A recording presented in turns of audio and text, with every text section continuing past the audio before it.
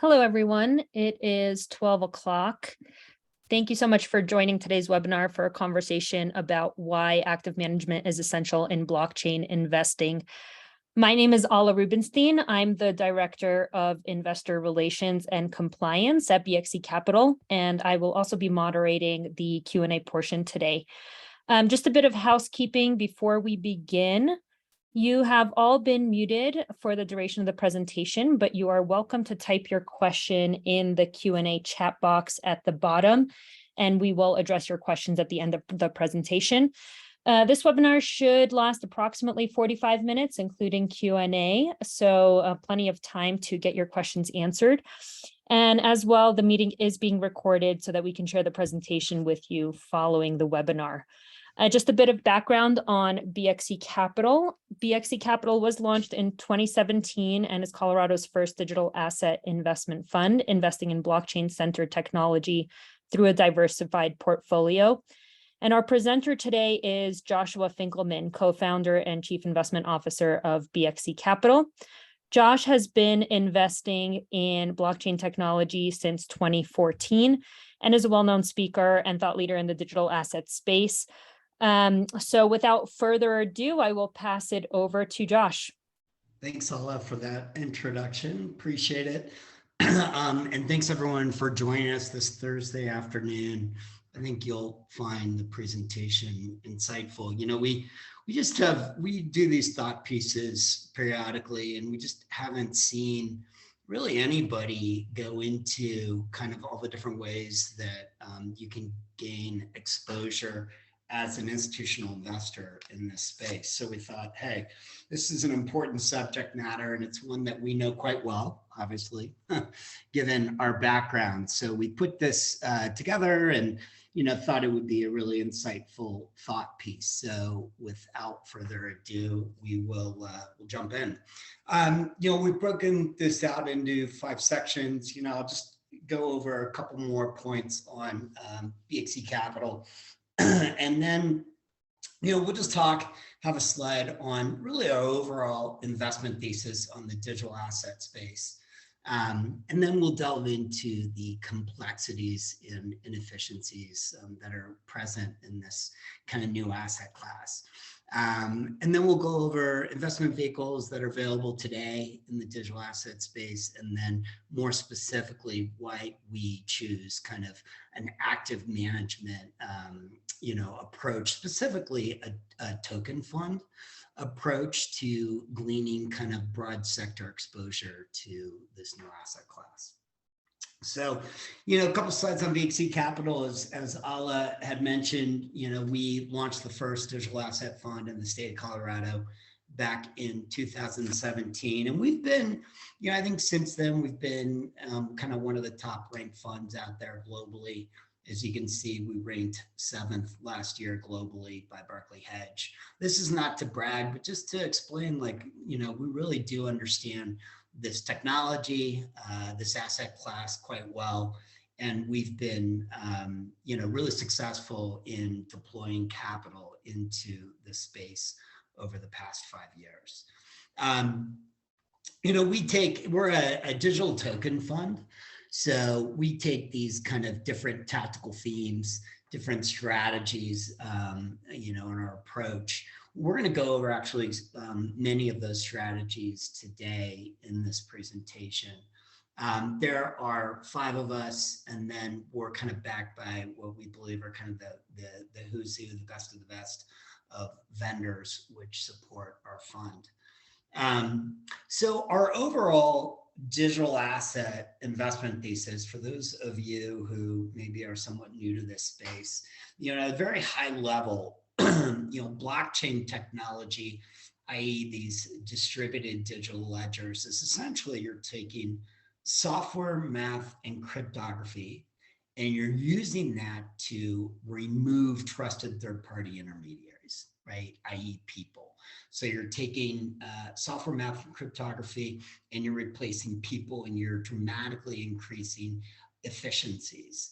And so it's kind of akin to the early days of the internet, right? With that underpinning technology, TCP/IP technology, which spawned on an entirely kind of new space and obviously changed the way the world operates. And we believe we're in the early kind of stages of that for blockchain technology, and that this technology will ultimately be as pervasive as the internet.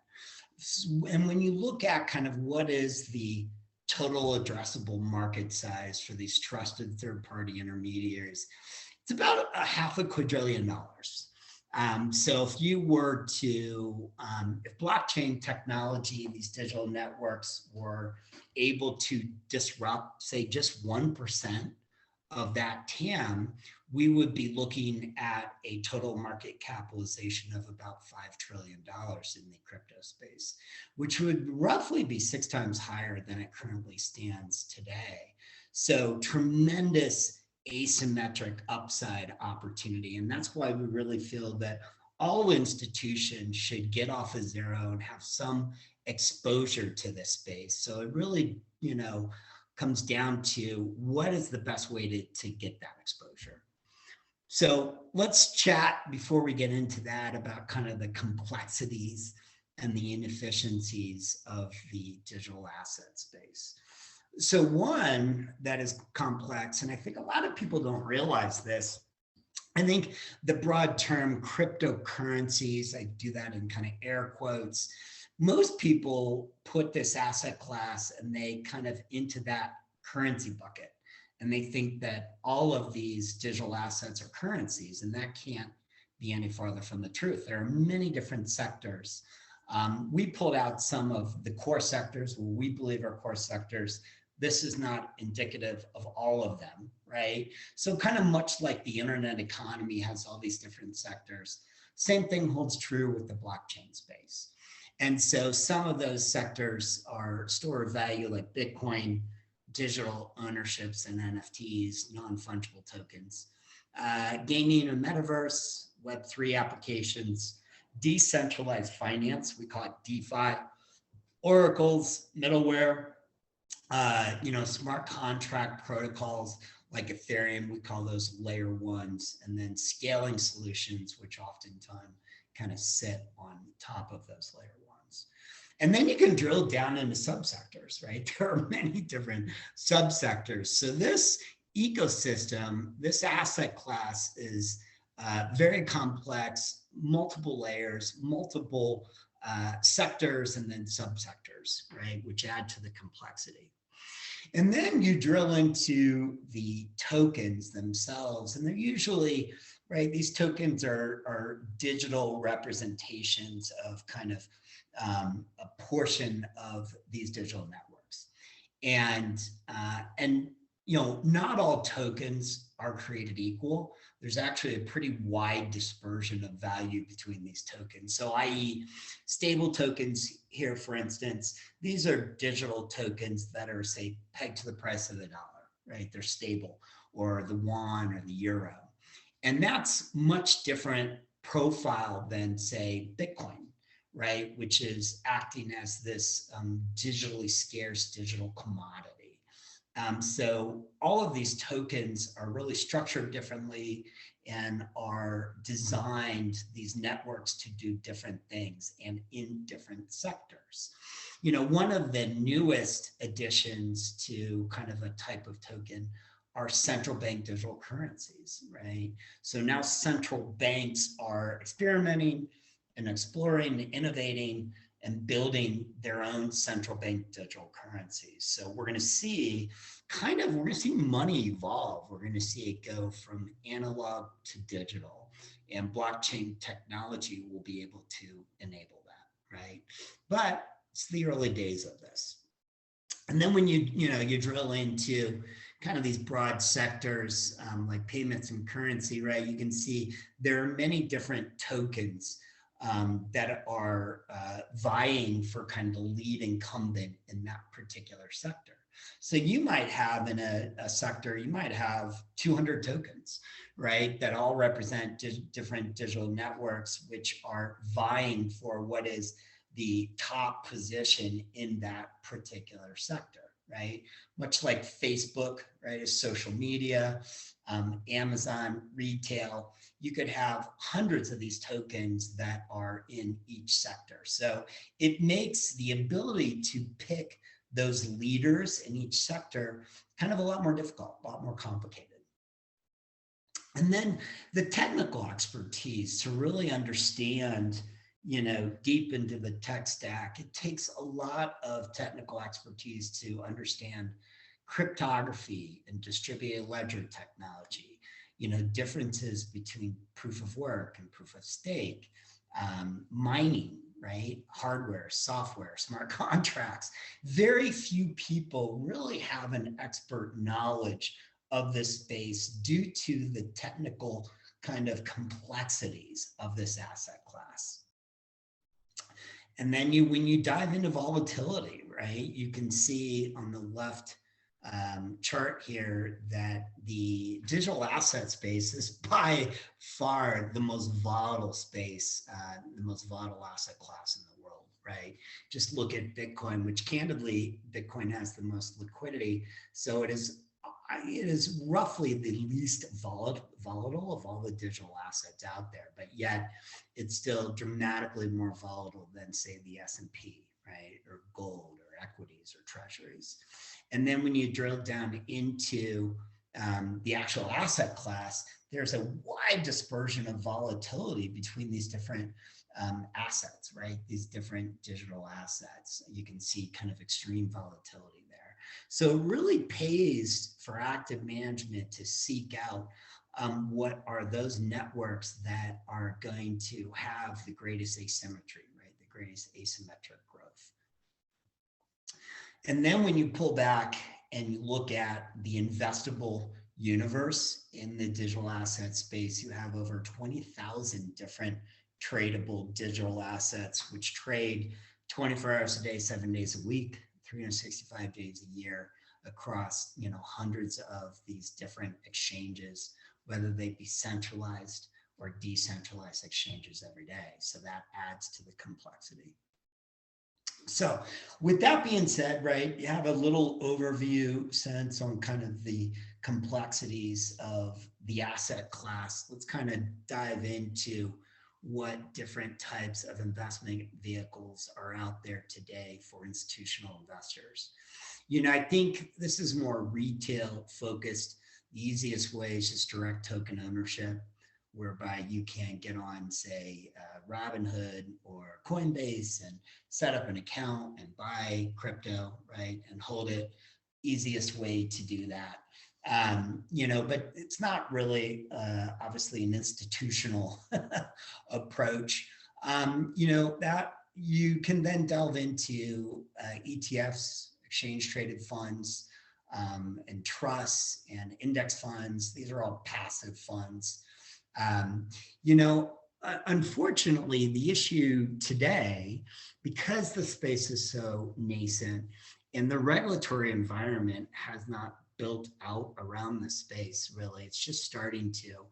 The degree of exposure that you can have to the broad space is extremely limited. So like, for instance, in the United States, these exchange traded funds really only trade maybe Bitcoin. If not, some of them, I think they recently launched a ETF for Ethereum. So out of that investable universe of, say, 20,000 different tradable digital assets, ETFs and trusts right now, they really only give you exposure to, say, one or two of the top crypto assets out there. So you just can't glean any level of broad exposure with ETFs and trusts. And index funds, a little bit better. Typically, they focus on, say, the top 10 or 20 tokens by market capitalization. But still, you leave out really 99.9% of the rest of the investable ecosystem and universe, right? Which is a problem. And so that leads us to really kind of, I think, the only solution available today that makes sense to get broad exposure are hedge funds, token funds, i.e. like BXE Capital, which are actively managed, and traditional kind of venture capital funds. right, that are investing in early stage blockchain companies on the equity side of things. Both are active. And so we want to kind of, drill down into both of these different types of active management and go over some of the differences between the two. So equity on the left side of the screen is VC funds, token funds are on the right. And really, when you drill down, there are a couple of kind of material differences between the two. The first is liquidity. So in a traditional kind of VC fund, those funds are typically long-term funds, call them 8, 9, 10-year funds, and they're really illiquid throughout the course of that fund's life because that venture capital firm will invest in companies on their cap table, and oftentimes they have to then wait for liquidity events, which don't happen immediately.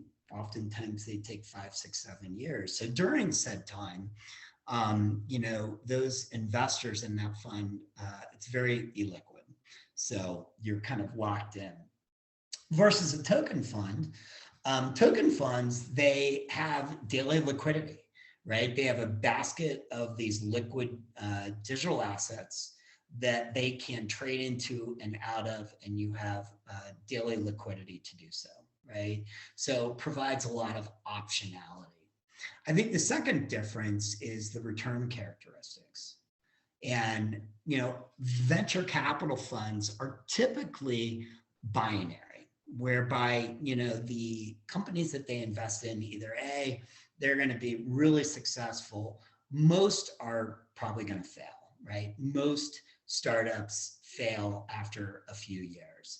And so the return characteristic is typically binary. Whereas in a token fund, because of that liquidity, if you see that a digital network is headed in the wrong direction, right? User counts down, transaction counts down, you can trade out of that at any point in time, right? And you can limit the downside risk of that and really prevent that binary down outcome because of that liquidity. So you really lower the the potential for a binary outcome to the downside with a token fund. Lastly, I think the difference is around price stability. Venture funds, because they are illiquid, they don't price daily mark to market. And so usually, right, that price of that fund is relatively stable over medium to long run. Whereas in a token fund, right, you are subject to that daily price volatility. You have a real-time price feed.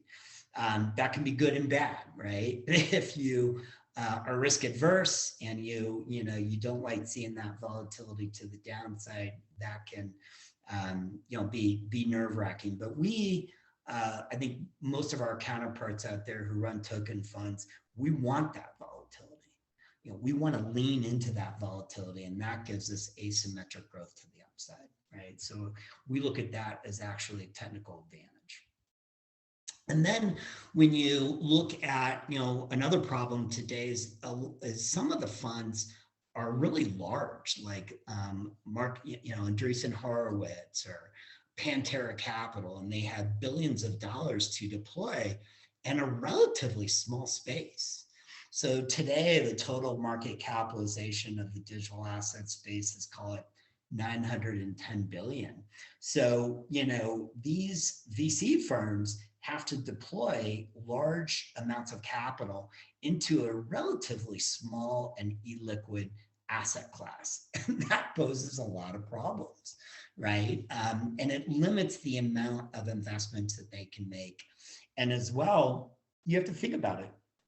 Not every tokenized investment or not every company in the digital asset space, is going to want to raise capital. So you're as well, VCs are relegated to only those companies that are looking to raise capital and want to raise capital. Well, what about the rest of the investable universe that's out there that's core infrastructure and that, you know, is self-financing this, and or maybe they did a small seed round? Well, those VCs don't have exposure to those opportunities. So really, when you kind of look at the differences in the two actively managed approaches, venture versus token, I think, you know, three core areas stand out for why we believe a token fund is better. First being liquidity, which we talked about, which drives that optionality.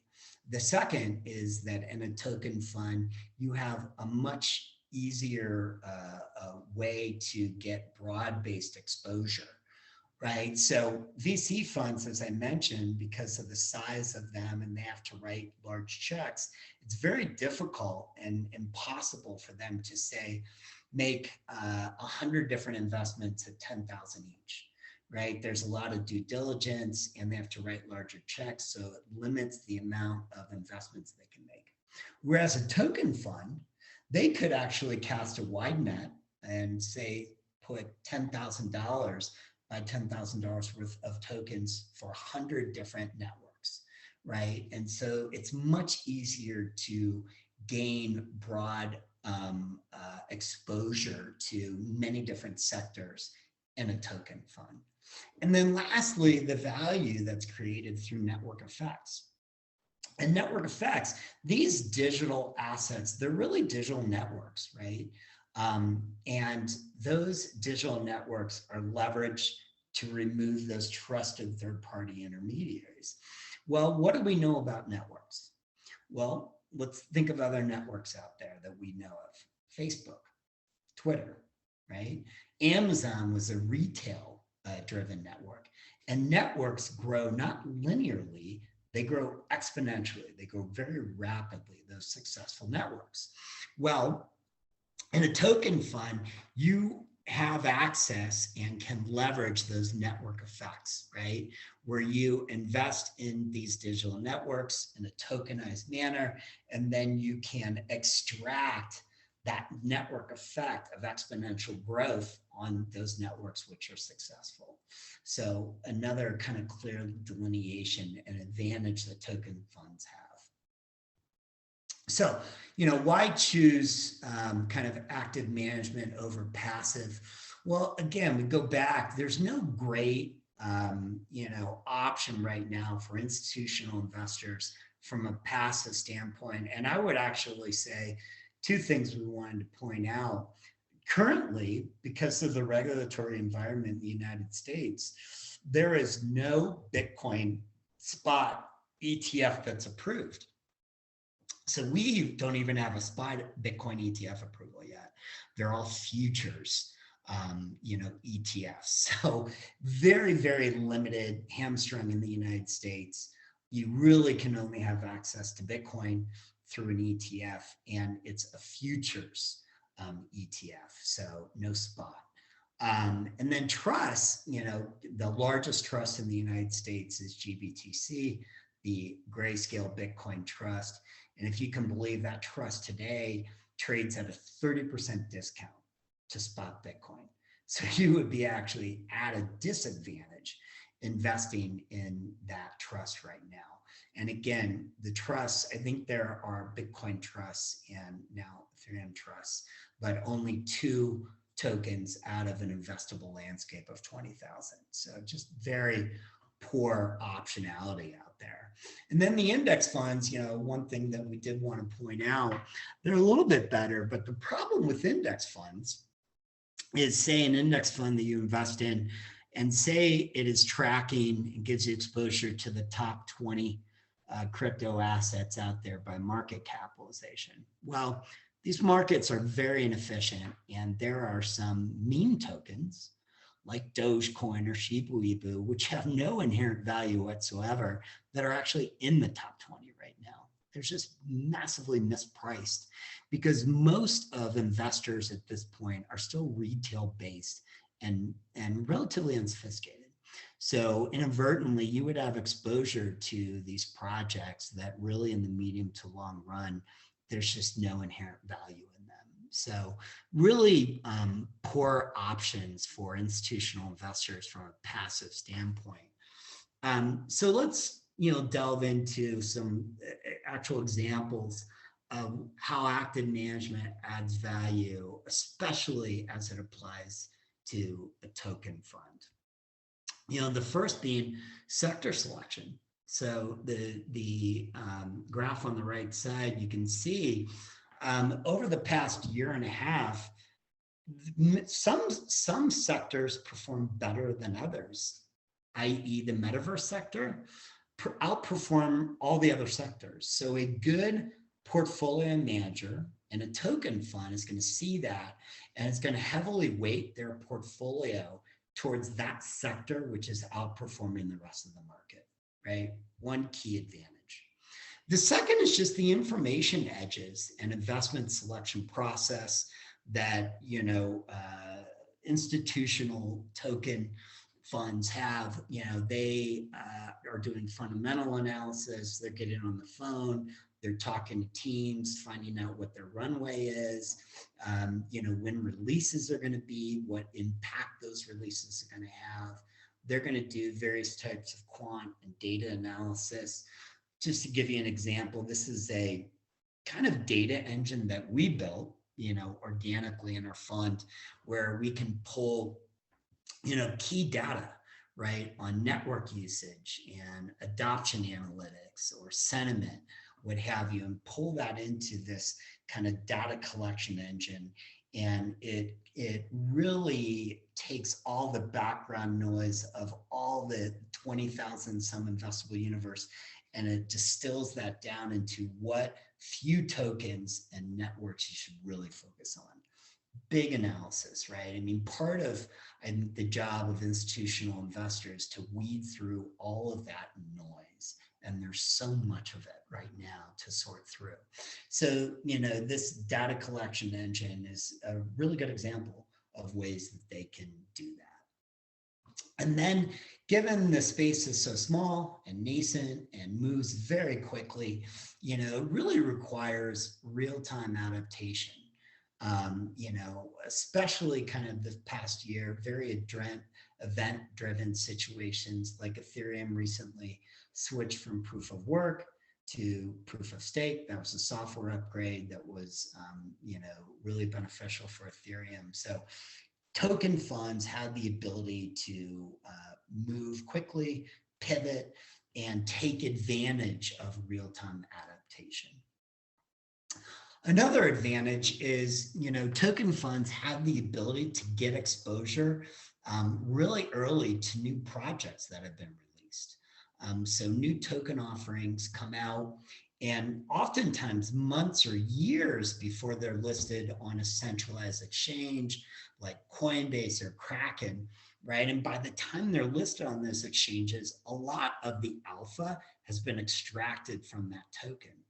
Whereas token funds, they have the ability to use OTC desks or decentralized exchanges, and they can get that exposure really early on new token offerings, which is a demonstrable added benefit.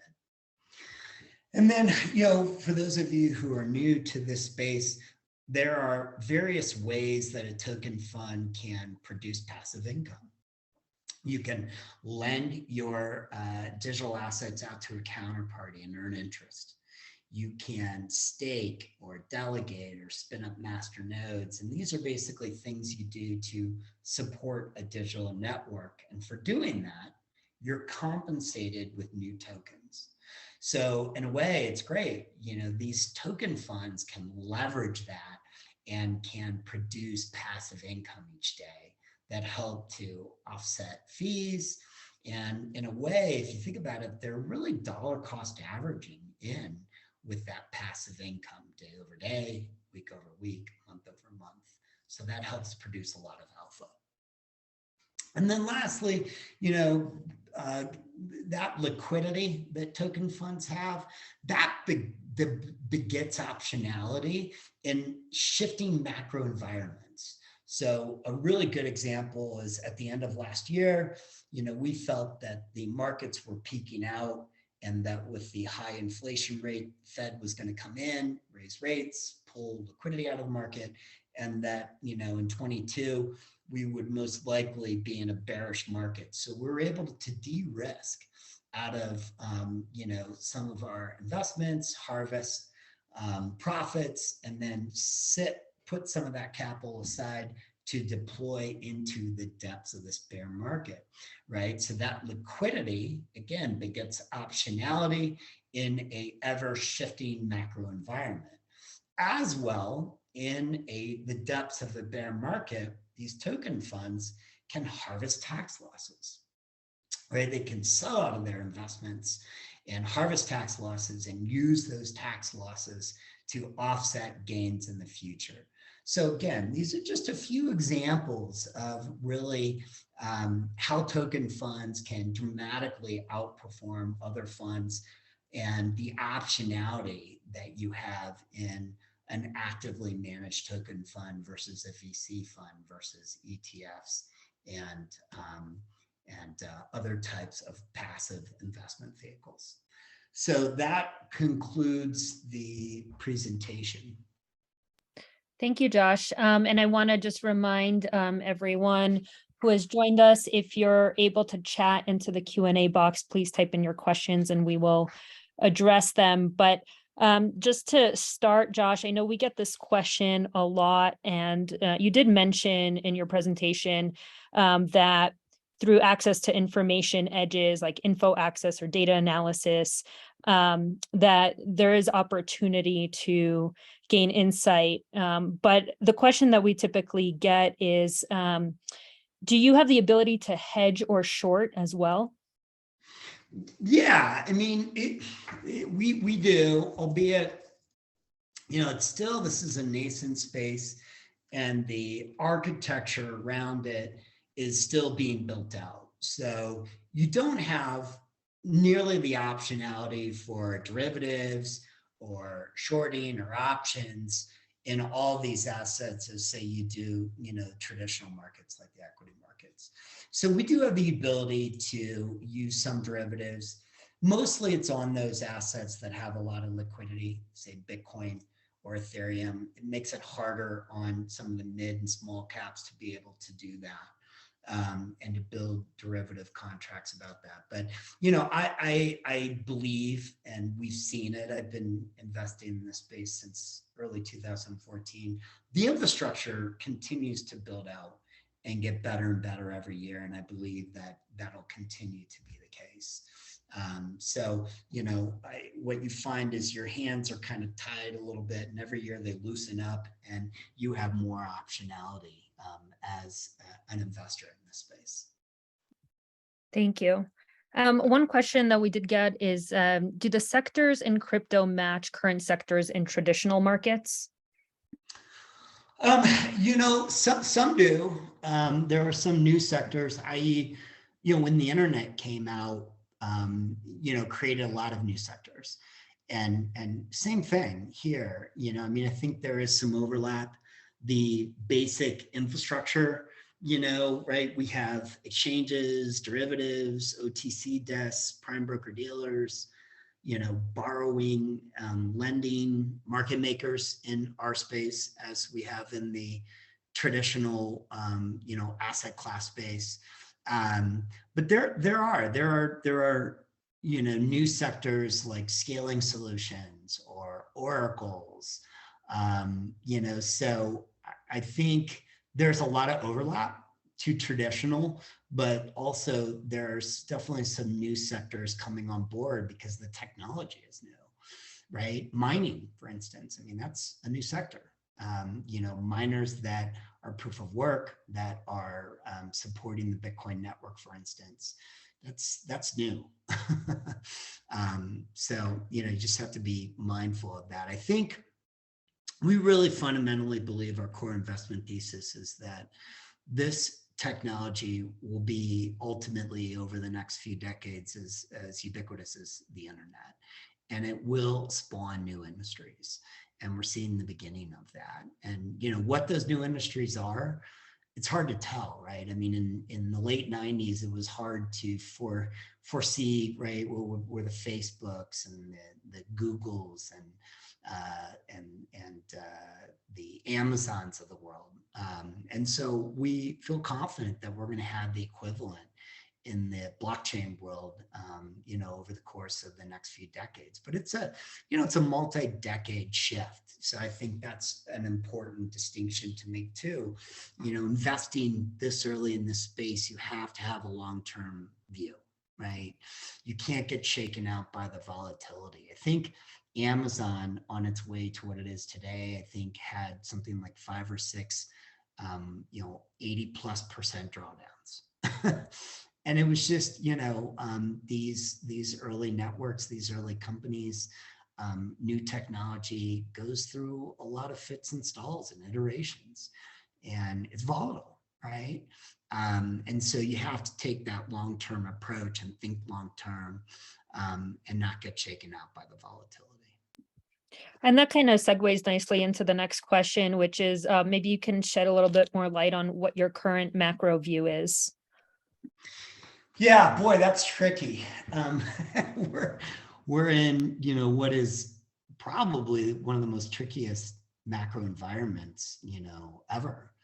To give you some context, bonds have had their worst year ever in the history of bonds. I think we've had the second or third worst 60-40 kind of stock to bond portfolio drawdown that we've ever seen.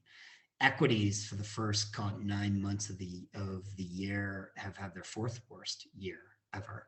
So I mean, this is a super challenging environment, and it's really to at a high level, what's essentially happened is you had all this monetary easing, and interest rates were low for years. And then COVID hit, and these central banks printed an extreme amount of money to backstop the markets. To give you a sense for how much money the Fed printed, they've printed about 40% of all dollars that have ever been in circulation in the past 2 years, right? So you can't have all that money printing, all that money sloshing around without high inflation. And so that's what's happened. And so how does the Fed try to subdue that and bring that inflation down? They raise rates, and they pull liquidity out of the market, and they basically create demand destruction. And ultimately, that that is bad for risk assets, and we see kind of everything, right? We're seeing, and interestingly enough, we're actually seeing bonds sell off, which is what we typically don't see when equities sell off. But really, we're seeing kind of risk assets sell off in that environment, demand destruction. We think two methodologies of thought here. One, eventually that demand destruction will bring the inflation print down, and they will ease up, and that'll be bullish for the market, right? And we'll see the market start to recover.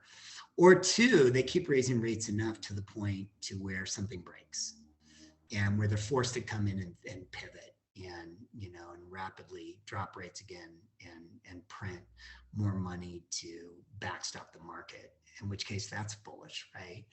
And so it's tough to say what's going to happen. I do believe with the rate hikes and pulling liquidity out of the market, they're going to ultimately be successful. It's hard to say how long that's going to take, and when they're going to ease up off of that approach to let risk assets kind of recover.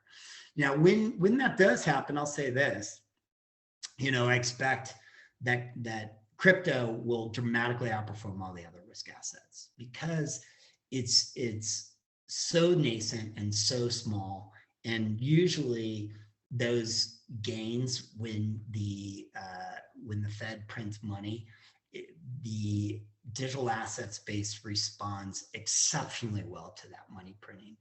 And equities might go up 10, 20, 30%, whereas crypto, I would expect to go up in multiples. So I don't know if I answered your question, but that's kind of how we see the state of things today, and our thesis going forward in the short to medium term. Thanks. Yeah, and just switching gears, going back to the active management side, can you explain how portfolio valuation works for active funds? Yeah. So for token funds, what we do is we strike a NAV, a value for our portfolio. We own a basket of different digital assets, and we'll strike a NAV for that portfolio midnight, the last day of every month. And then the next day on the 1st, we bring in new investors. And so we have the value, a snapshot in time, last day of the month at midnight, what the value of that portfolio is. And then when an investor comes in, right, they're buying a percentage of the fund's assets.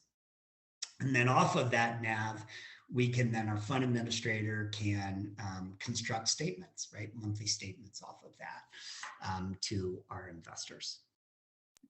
Thank you. And another question, do you think that Bitcoin is the dominant long-term play?